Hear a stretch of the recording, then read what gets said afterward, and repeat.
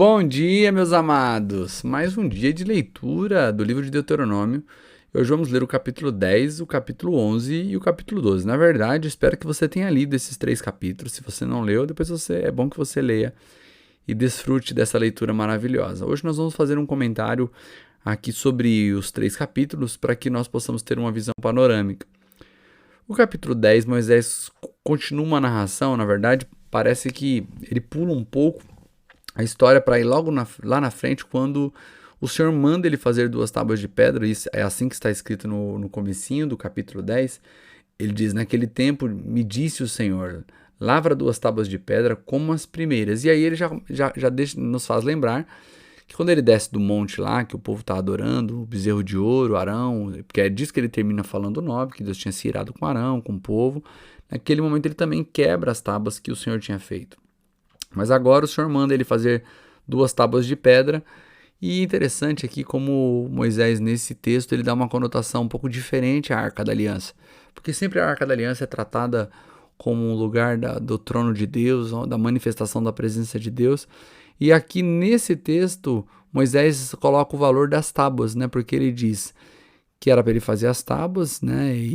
Mas também fazer uma arca de madeira. E para que nesse texto, para que serviria essa arca de madeira? Justamente para guardar a arca, para guardar as tábuas da aliança.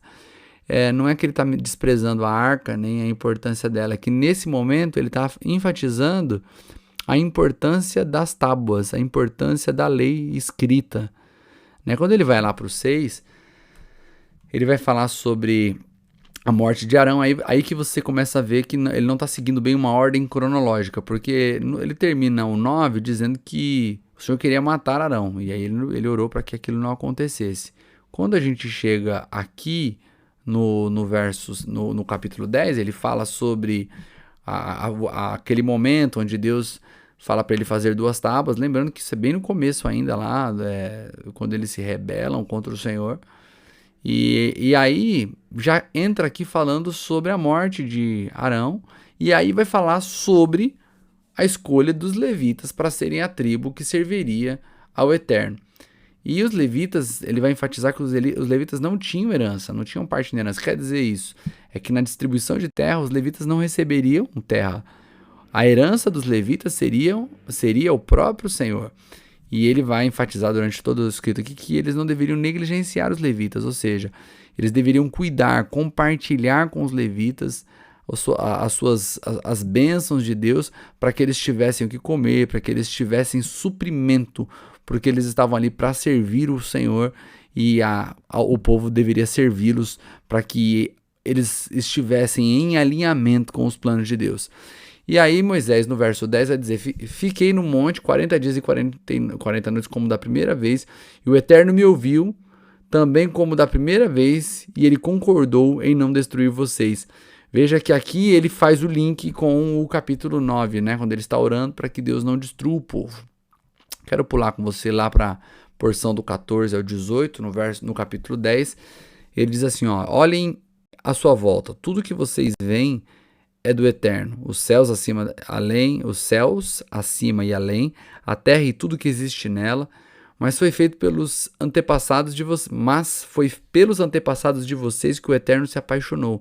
Na versão revista atualizada ele fala: ele amou os seus antepassados, ele escolheu os descendentes deles, que são vocês, entre todos os povos, por isso estamos aqui. Portanto, deixem de ser obstinados, cabeça duras. O Eterno seu Deus é o Deus de todos os deuses, ele é o Senhor de todos os senhores, um Deus poderoso e tremendo. Ele não tem favoritos, nem aceita suborno, assegura aos órfãos e às viúvas um tratamento justo e se preocupa com os estrangeiros, providenciando roupa e comida para eles. Assim vocês devem tratar os estrangeiros com o mesmo cuidado. Lembre-se, vocês foram estrangeiros no Egito. Tenham reverência pelo Eterno seu Deus, sirvam e apeguem a ele com firmeza. Lá no finalzinho do capítulo 10, verso 22, ele diz: quando seus antepassados foram para o Egito, eram apenas 70 pessoas. Mas agora vejam, vocês mais parecem as estrelas do céu à noite. E foi o Eterno quem fez isso. Então, o que me chama a atenção nesse capítulo 10 é que ele fala sobre eles serem cabeça dura, sobre os pecados que eles cometeram. Começa dizendo: poxa, eu tive que fazer uma nova tábua da aliança, porque aquela outra eu quebrei. Mas no meio de tudo isso ele diz, o Senhor amou os antepassados de vocês, escolheu vocês para realmente fazer de vocês uma grande nação. Vocês eram 70 quando chegaram no Egito, diante de todas as perseguições e contra todas as possibilidades. O Senhor fez de vocês um grande povo. E aí ele entra no capítulo 11. E aí ele vai falar sobre obediência, sobre os benefícios de obedecer ao Senhor e seguir os seus regulamentos. Quero pegar a porçãozinha aqui do finalzinho do 7. A seguir ele diz, sim, foram vocês, seus olhos que viram todas as grandes coisas que o Eterno fez. Aqui ele está dizendo que não tinha sido os filhos deles que viram aquilo, foram eles. Ou seja, os pais haviam morrido, a geração de pessoas mais velhas haviam morrido, e aqueles ali que estavam ali agora nesse momento, eram de 20 anos para baixo lá naquele tempo, agora já eram homens de 50, 60 anos, com uma memória de tudo que Deus tinha feito. E ele evoca aqui no final do verso 7, essa lembrança, olha, vocês viram tudo que o Eterno fez. Por que ele está dizendo isso? Porque no verso 8 ele vai dizer, portanto vocês têm a obrigação de obedecer a todas as leis que estou promulgando hoje a vocês, para que possam invadir e tomar a posse da terra depois de atravessarem o rio. A obediência dará a vocês vida longa no território que o Eterno prometeu dar aos seus antepassados e aos filhos deles, uma terra que mana leite e mel. O que ele está dizendo? A partir do momento que você viu o que eu fiz, você presenciou o meu grande poder, você agora tem uma obrigação de me obedecer, porque você viu que você não conhece um Deus de ouvir falar, vocês não conhecem o poder de Deus de alguém que os encorajou ou vendeu para vocês uma ideia. Vocês conhecem o poder de Deus de experimentar, de ver o resultado desse poder. E por ter visto, por ter tido revelação disso, vocês são indesculpáveis. E ele vem lá na porção entre o 10 e o 12, ele vai dizer assim, a terra que vocês irão conquistar daqui a pouco não é como a do Egito, de onde vocês saíram. Lá vocês tinham de plantar a própria semente e regá-la vocês mesmos como numa horta. Está dizendo que lá no Egito não tinha água à vontade, eles tinham que fazer irrigação. E aí ele está fazendo um contraste entre a terra que eles vão receber agora. Diz, mas a terra que vocês estão prestes a possuir, do outro lado do rio, é um lugar de montanhas e vales. Está dizendo que essa topografia é diferente. Ela é um lugar propício para receber chuvas que caem do céu. É uma terra da qual o Eterno, seu Deus, cuida pessoalmente. Ele é o seu jardineiro e trabalha nela o ano todo. Olha que coisa linda. Deus está dizendo para eles assim que aonde eles estavam indo, o futuro que os esperavam era superior ao passado que eles tinham vivido. Ou seja, até mesmo porque em algum momento da caminhada, eles lembravam do Egito com saudade, como se o Egito tivesse sido um lugar incrível. E Deus faz um contraste dizendo, o que vocês viviam não se comparam para o lugar onde vocês estão indo. Eu estou dando uma terra melhor para vocês. No verso 18 ele diz, guardem essas palavras no coração. Grave todas elas no fundo do seu ser. Elas devem ser amarradas na sua mão e na testa como um lembrete e ensinada, aos seus filhos, que elas sejam assunto de sua conversa.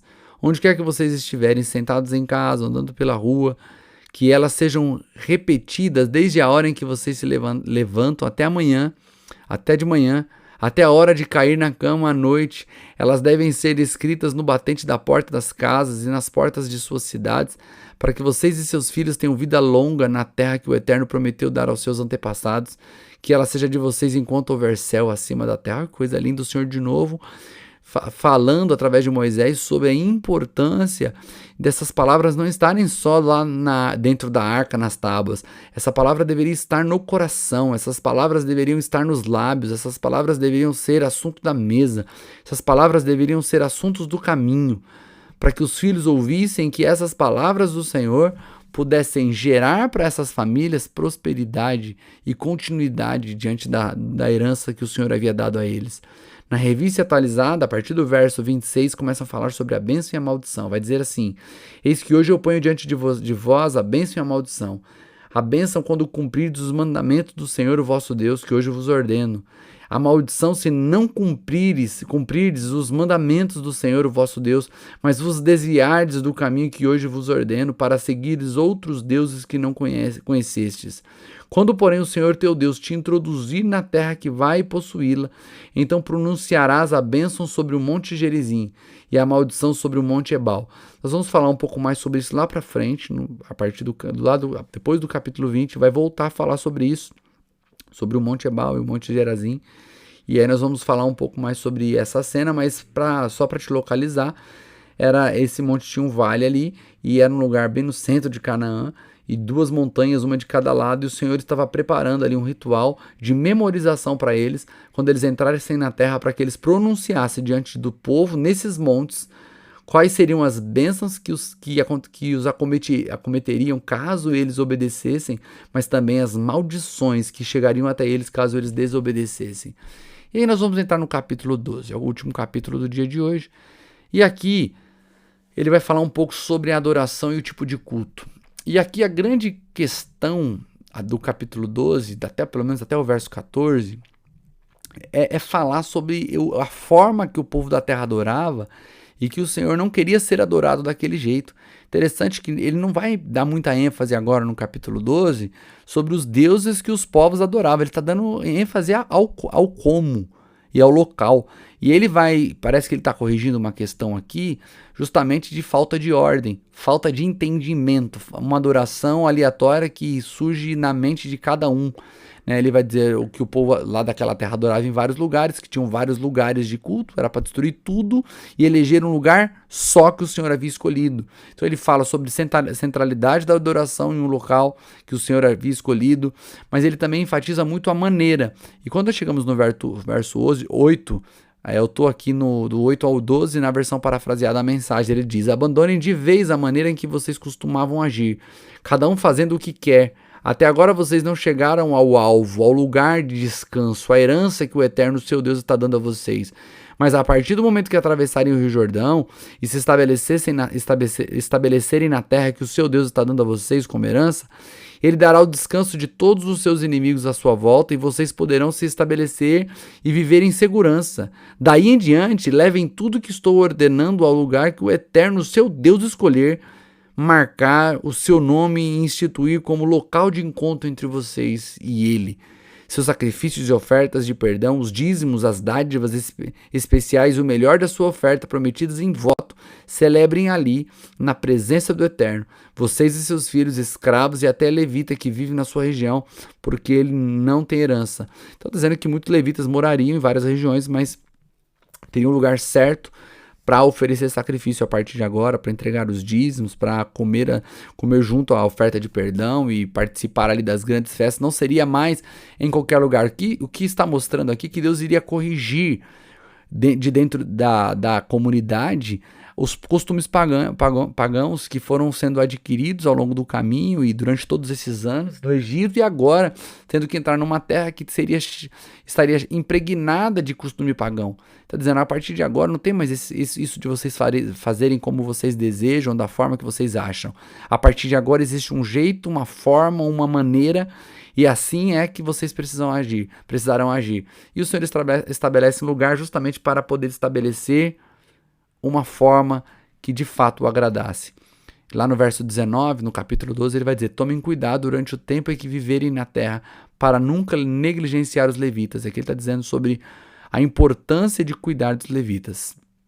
A partir do verso 20, ele vai dar várias instruções a respeito de qual animal eles poderiam comer em sua terra, em qual circunstância eles poderiam comer lá na terra deles, sem ser no lugar de adoração. Lá no verso 23, ele vai dizer: apenas respeitem essa regra. Absolutamente nada de sangue. Jamais comam sangue. O sangue é a vida. Não comam a vida com a carne. Em vez de ingerido, ele deve ser derramado no chão como se fosse água. Não comam e terão vida longa. Vocês e seus descendentes façam a coisa certa aos olhos do Eterno. Ele vai estabelecer essa ordem.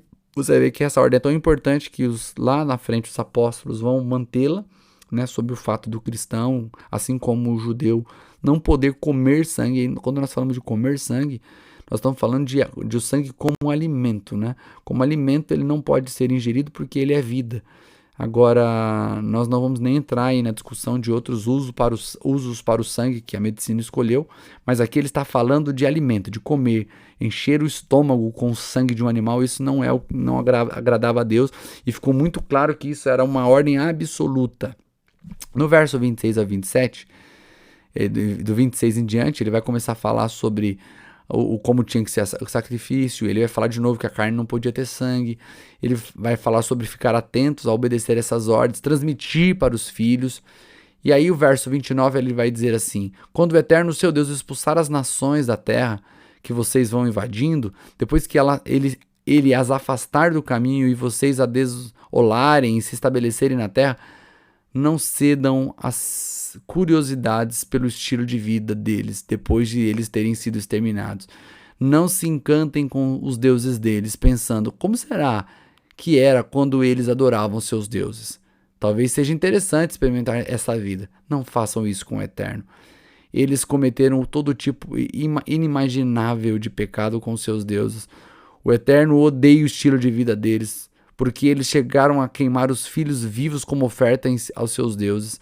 Obedeçam a tudo que estou ordenando, exatamente como estou dizendo. Não acrescentem nada e não tirem nada.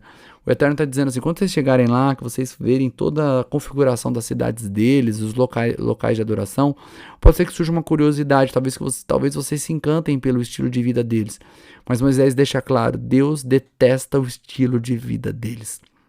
Nós olhamos para o mundo, olhamos para o nosso redor e por falta de referência, às vezes, por cristãos que desenvolvem um estilo de vida inspirador, nós acabamos sendo atraídos por pessoas que vendem para nós, principalmente em tempo de internet, um estilo de vida que parece ser o máximo, né? Parece ser o estilo de vida o estilo de vida do rei Salomão, grandes conquistas, e a gente se apega àquilo e a gente esquece de perguntar para Deus, a gente esquece de olhar às vezes para Cristo e lembrar que às vezes essa vida que nós estamos admirando, ela não coaduna em nada, não coaduna em nada com o estilo de vida de Cristo, um estilo de vida de doação, um estilo de vida de amor, um estilo de vida de entrega, um estilo de vida de paz. Então que nós possamos olhar para Cristo e desejarmos um estilo de vida como o dele, de vivermos em paz, tendo tranquilidade, sabendo que Deus cuida de nós, uma vida sem ansiedade, uma vida sabendo que o Senhor cuida de nós em toda e qualquer circunstância, e que com essa fé, com essa certeza, o nosso coração seja invadido por uma paz que excede todo o entendimento, não porque conseguimos alcançar o estilo de vida que nos apresentaram na internet, mas porque conseguimos olhar para Cristo e desejar ardentemente viver como Ele viveu. Que Deus abençoe e que você tenha um lindo dia.